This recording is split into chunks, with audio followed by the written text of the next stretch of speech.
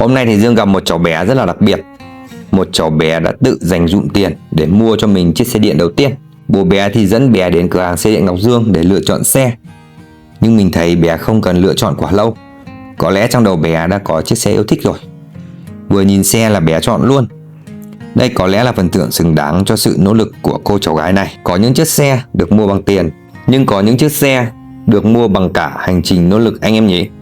Anh chị mình cần mua xe điện hoặc sửa xe điện tại nhà, nhớ ghé cửa hàng xe điện Ngọc Dương, chi nhánh 1 ở giữa chợ Tân Hà và dốc 200, chi nhánh 2 ở ngã ba Từ Liêm, Nam Ban, Lâm Hà. Cảm ơn anh chị đã xem video.